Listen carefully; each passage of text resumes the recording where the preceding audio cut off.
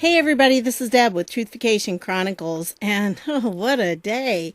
Hey, if you have not seen this video right here, you need to watch it, okay? And one of the things that I have enjoyed really, through all this debacle that's going on, one of the things I really have enjoyed is learning who these representatives are, because there are so many. Before all of this started, probably the only one I knew was mine. And then, I started learning more from hearing some of them in hearings and some of the senators and stuff. And, this is really kind of an interesting opportunity that we have to get to see these people step up to the plate and really make a difference in our country. And that's what's happening right now. And this guy, he's my new hero, okay?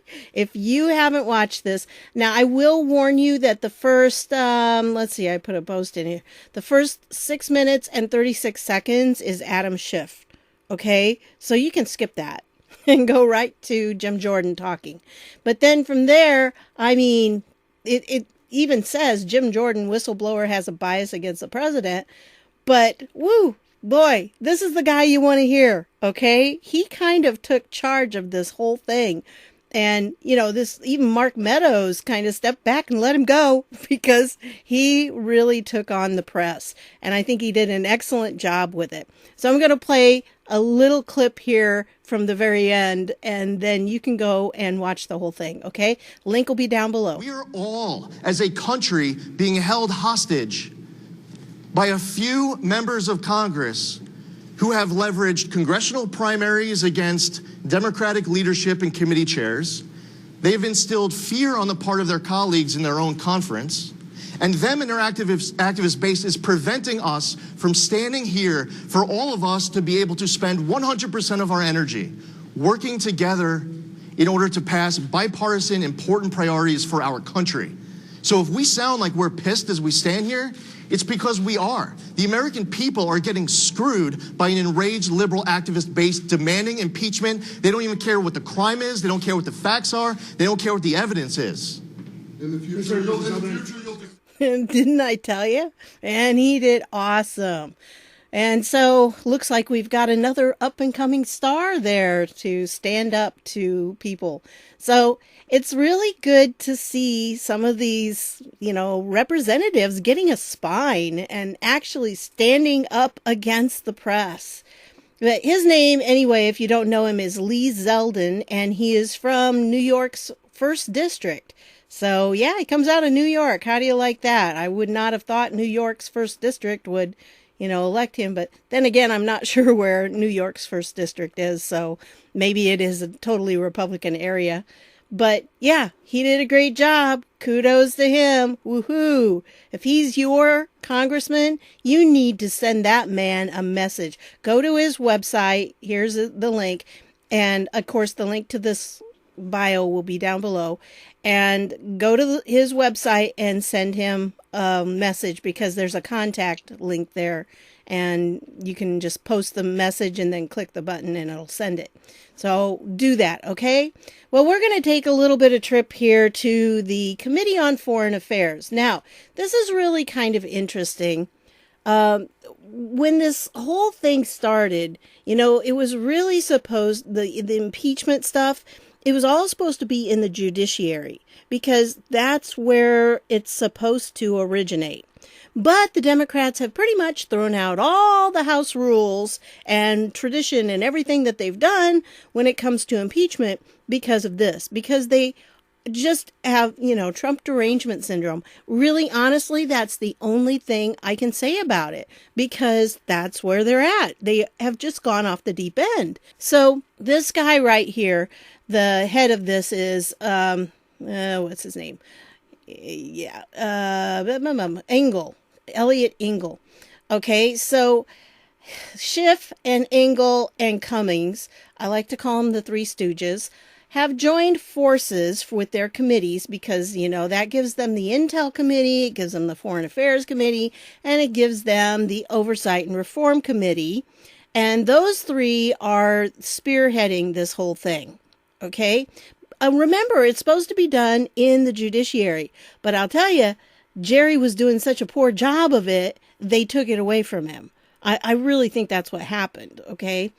So they issued this statement because the reason these guys were talking in the first place was that Ambassador Sondland was supposed to go before Congress and to testify, but it was going to be under the same basic rules as what they did for Volcker, and that meant that the Republicans were discouraged from even asking questions. They couldn't have any White House counsel there just to make sure, things that weren't supposed to be said were not said. And, because White House does have privileges, being the executive branch, they do have some privileges that they don't have to share absolutely everything with Congress. And so they couldn't have one of the White House lawyers there. They were not going to release the statement, the testimony afterwards, because they still haven't released Volcker's. But what they did was they picked out little bits and pieces of it and took it out of context and tried to make it into something it wasn't. And that's what these guys were really complaining about, because they said, we're disappointed he wasn't there because we would have liked to have asked him some questions. And we're pretty sure that what he would have said would have cleared everything up and made it obvious the president didn't do anything wrong, which is, of course, why the Democrats don't want to let it out. But with this, that's what they were pointing out. They said, we're disappointed he's not here, but we understand why. I mean, he shouldn't be here under these conditions. And as long as the conditions are so totally unfair like this, I don't see why, anybody should show up. So they were really ticked because I love the way they kind of did it, though. This morning, we learned from Ambassador Sondland's personal attorneys that the State Department left a voicemail last night at 12:30 a.m. informing them that the Trump administration would not allow the ambassador to appear today as part of the House's impeachment inquiry. I think it's just kind of funny that it ended up that way because, they just are playing these people. Well, the Trump people are. And the State Department, if you recall, I already talked about that in the video about Pompeo, because Pompeo was really ticked off that they were doing all this. They're not supposed to be able to send subpoenas for this inquiry to anybody because they have to vote on it first. I mean, it's part of the House procedure. It has to be voted on by the entire House first. And until then, it really isn't an impeachment anything. And so there are no, they can't claim a lot of this stuff that they're trying to claim. So, of course, the Three Stooges here are very upset because they didn't get their way. And instead, the Department of State said no.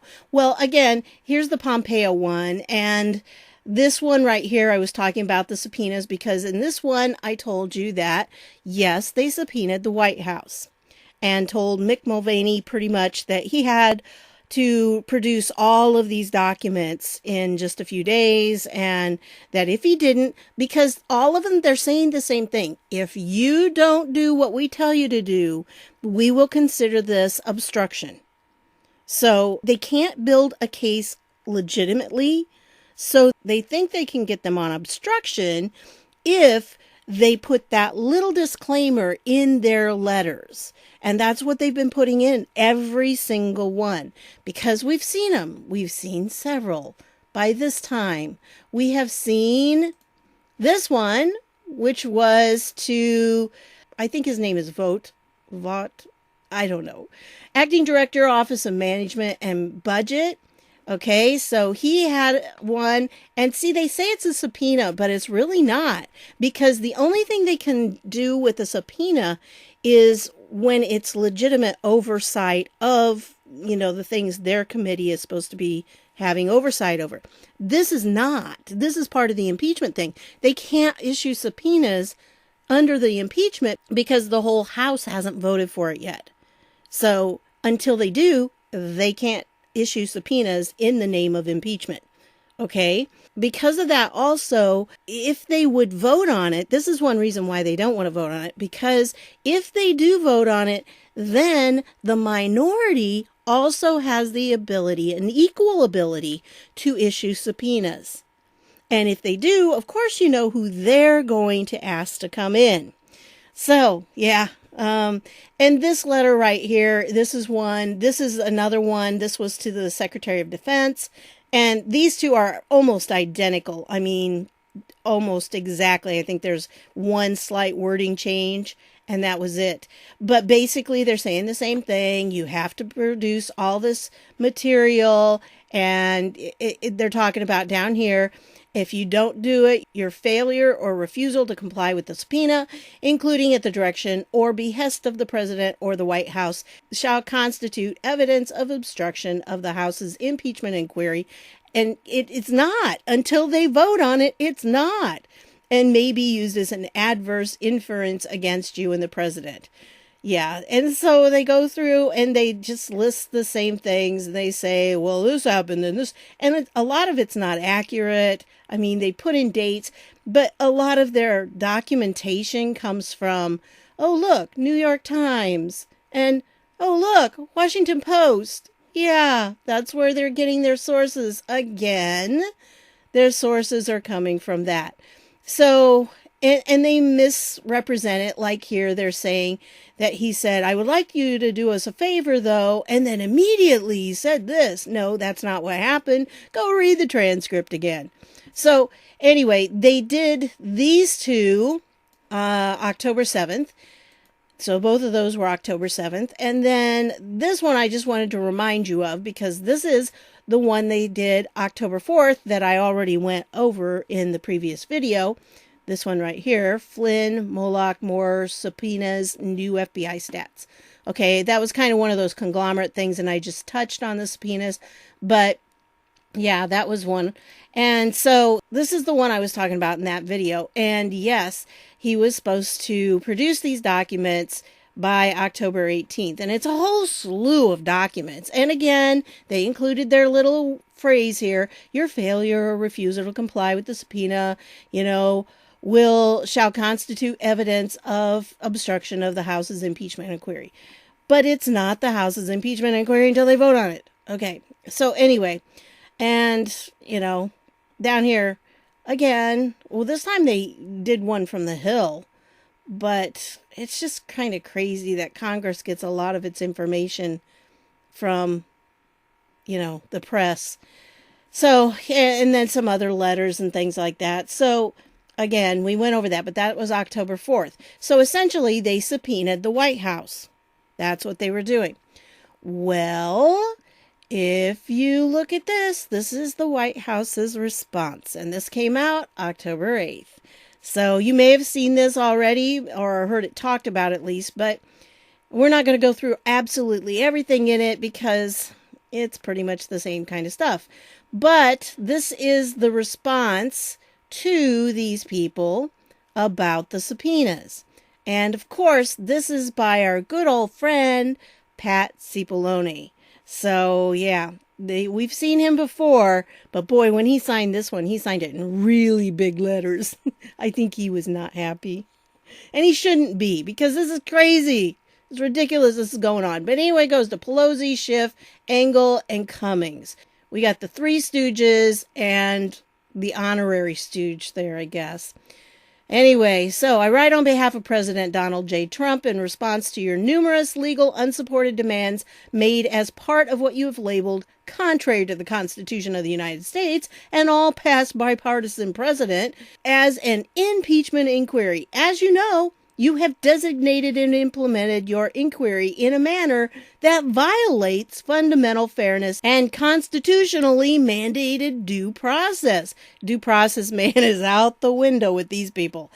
For example, you have denied the president the right to cross-examine witnesses, to call witnesses, to receive transcripts of testimony, to have access to evidence, to have counsel present, and many other basic rights guaranteed to all Americans. You have conducted your proceedings in secret. You have violated civil liberties and the separation of powers by threatening executive branch officials, claiming that you will seek to punish those who exercise fundamental constitutional rights and prerogatives. All of this violates the Constitution, the rule of law, and every past precedent. Never before in our history has the House of Representatives, under the control of either political party, taken the American people down the dangerous path you seem determined to pursue. Put simply, you seek to overturn the results of the 2016 election and deprive the American people of the president they have freely chosen. Many Democrats now apparently view impeachment not only as a means to undo the Democratic results of the last election, but as a strategy to influence the next election, which is barely more than a year away. As one member of Congress explained, he is concerned that if we, and these are his words, by the way, Al Green here, this is what he said. He is concerned that if we don't impeach the president, he will get reelected. Yeah, he said that. Your highly partisan and unconstitutional effort threatens grave and lasting damage to our democratic institutions, to our system of free elections, and to the American people. For his part, President Trump took the unprecedented step of providing the public transparency by declassifying and releasing the record of his call with President Zelensky of Ukraine. The record clearly established that the call was completely appropriate and that there is no basis for your inquiry. The fact that there is nothing wrong with the call was also powerfully confirmed by Chairman Schiff's decision to create a false version of the call and read it to the American people at a congressional hearing, without disclosing that he was simply making it all up. In addition, information has recently come to light that the whistleblower had contact with Chairman Schiff's office before filing the complaint. And by the way, I just saw tonight that, the whistleblower is connected to one of the current Democrat candidates. Now, they didn't say who. We don't know who it was, but it said they had a professional relationship with that person. Sounds pretty fishy, doesn't it? Yeah. Anyway, so his initial denial of such contact called the Washington Post to conclude that Chairman Schiff clearly made a statement that was false. I mean, how bad does it have to be for the Washington Post to say he's lying? And they did. In any event, the American people understand that Chairman Schiff cannot covertly assist with the submission of a complaint, mislead the public about his involvement, read a counterfeit version of the call to the American people, and then pretend to sit in judgment as a neutral investigator. For these reasons, President Trump and his administration reject your baseless, unconstitutional efforts to overturn the democratic process. Your unprecedented actions have left the president with no choice. In order to fulfill his duties to the American people, the Constitution, the executive branch, and all future occupants of the office of the presidency, President Trump and his administration cannot participate in your partisan and unconstitutional inquiry under these circumstances. And so then they go through, and your inquiry is constitutionally invalid and violates basic due process rights and the separation of powers, which pretty much is what he kind of gave a summary of up there at the top. So, despite Speaker Pelosi's commitment to treat the president with fairness, the committees have not established any procedures affording the president even the most basic protections demanded by due process under the Constitution and by fundamental fairness. So, it's kind of interesting. He uses Jerry Nadler's words against him. So it's kind of funny because Nadler was very verbal about not impeaching Clinton. Okay. So there's a lot of his statements on record about impeachment of a president. So it's kind of funny. Anyway, and then it just goes on and it says the Supreme Court has recognized that due process protections apply to all congressional investigations. And that court case is down here somewhere, where, I don't know, Watkins v. United States and Quinn v. United States, I guess. There's two of them. And so Indeed, it has been recognized that the Due Process Clause applies to impeachment proceedings, and precedent for the rights to cross-examine witnesses, call witnesses, and present evidence dates back nearly 150 years. Yet the committees have decided to deny the president these elementary rights and protections that form the basis of the American justice system and are protected by the Constitution.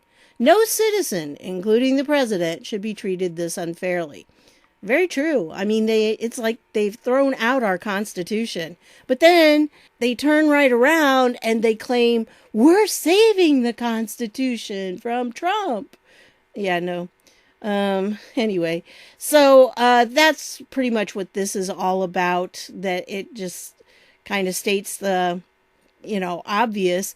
And even the Office of Legal Counsel has made clear on multiple occasions that employees of the executive branch who have been instructed not to appear or not to provide particular testimony before Congress based on privileges or immunities of the executive branch cannot be punished for following such instructions. And look what they wanted to do here. Current and former State Department officials are duty-bound to protect the confidentiality interests of the executive branch, and the Office of Legal Counsel has also recognized that it is unconstitutional to exclude agency counsel from participating in congressional depositions. In addition, any attempt to withhold an official's salary for the assertion of such interests would be unprecedented and unconstitutional. Now, I haven't seen the document where they said they were going to withhold their salaries, but that's what they're saying. That's what Subpoena here is saying that they are going to do, or at least they've said they were going to do. They threatened it. So, threats aimed at intimidating individuals who assert these basic rights are attacks on civil liberties that should profoundly concern all Americans. And then the invalid impeachment inquiry plainly seeks to reverse the election of 2016 and to influence the election of 2020. And, we know that already as well. So a lot of this is what we already know. And, what they've been saying all along, it's just, this is just crazy. Anyway, it's talking also about the founders and how the founders intended impeachment to be extremely rare. It should be rarely contemplated, and they've turned it into a conventional political weapon to be deployed for partisan gain. These actions are a far cry from what our founders envisioned when they vested Congress with the important trust of considering impeachment. Precisely because it nullifies the outcome of the democratic process, impeachment of the president is fraught with the risk of deepening divisions in the country and creating long-lasting rifts in the body politic. Unfortunately, you are now playing out exactly the partisan rush to judgment that the founders so strongly warned against. The American people deserve much better than this. And then the third one is there's no legitimate basis for your impeachment inquiry. Instead, the committee's actions raise serious questions, which they do because, it's very obvious that they were against Trump. I mean, and that is just, it's just a way to try to get Trump. So this just kind of rehashes some of the stuff that was up in the very beginning. And so, given that your inquiry lacks any legitimate constitutional foundation, any pretense of fairness, or even the most elementary due process protections, the executive branch cannot be expected to participate in it. Because participating in this inquiry under the current unconstitutional posture would inflict lasting institutional harm on the executive branch and lasting damage to the separation of powers, you have left the president no choice. Consistent with the duties of the President of the United States, and in particular his obligation to preserve the rights of future occupants of his office, President Trump cannot permit his administration to participate in this partisan inquiry under these circumstances. Your recent letter to the acting White House Chief of Staff, which would be that, this one, there, this one right here is what they're talking about. Argues that even if an impeachment inquiry were not underway, the Oversight Committee may seek this information as a matter of the established oversight process. Respectfully, the committees cannot have it both ways. The letter comes from the chairman of 3 different committees. It transmits a subpoena pursuant to the House of Representatives impeachment inquiry. It recites that the documents will be collected as part of the House's impeachment inquiry, and it asserts that the documents will be shared among the committees as well as with the Committee on the Judiciary as appropriate. The letter is in no way directed at collecting information in aid of legislation, and you simply cannot expect to rely on oversight authority to gather information for an unauthorized impeachment inquiry that conflicts with all historical precedent and rides roughshod over due process and the separation of powers. If the committees wish to return to the regular order of oversight requests, we stand ready to engage in that process, as we have in the past, in a manner consistent with well-established bipartisan constitutional protections and a respect for the separation of powers enshrined in our Constitution. For the foregoing reasons, the President cannot allow your constitutionally illegitimate proceedings to distract him and those in the executive branch from their work on behalf of the American people. The President has a country to lead. The American people elected him to do this job, and he remains focused on fulfilling his promises to the American people. He has important work that he must continue on their behalf, both at home and around the world, including continuing strong economic growth, extending historically low levels of unemployment, negotiating trade deals, fixing our broken immigration system, lowering prescription drug prices, and addressing mass shooting violence. We hope that, in light of the many deficiencies we have identified in your proceedings, you will abandon the current invalid efforts to pursue an impeachment inquiry and join the President in focusing on the many important goals that matter to the American people. See, I told you he signed it really big. And I've seen his signature before on letters. Yeah, he didn't write it that big before. So that is the letter. And it's saying, you know what? You're just not doing it according to the Constitution, and we're not going to play ball with you if you're not going to. So it's going to be interesting. They're not going to be happy with this. They're not going to be happy at all. There will be weeping and wailing and gnashing of teeth, I'm sure, among the Democrats because of that letter. So I found one other letter that came out today that I really wanted to point out to you. This is from the U.S. Senate. And it's actually from Chuck Grassley.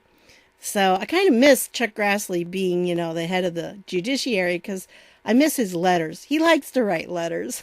So I miss his letters. This one is to Barr and Ray. And you know what it is? A full year has passed since the Judiciary Committee completed its investigation into allegations of decades-old misconduct by Brett Kavanaugh in the course of its consideration of his nomination to the U.S. Supreme Court. During its investigation, the committee interviewed numerous individuals claiming to have relevant information. While most of those individuals appear to have contacted the committee in good faith, some did not. The committee referred 4 individuals to the DOJ and FBI for investigation of potential violations of that statement, materially false statements, and this one for obstruction for false statements made to the committee during the course of its investigation. And it also referred 2 of those same individuals for potential violations of the conspiracy code. We seek information about what actions DOJ and FBI are taking in response to these referrals. In other words, the rest of this is saying, hey, look, here are the people we referred. One of them was Swetnick and Michael Avenatti. That was a referral. And they haven't listed here. There were 4 of them that they referred. This one totally made it up. And she then recanted and she said she never even met the guy. If she'd ever met him, she had never even met him. And she made that statement.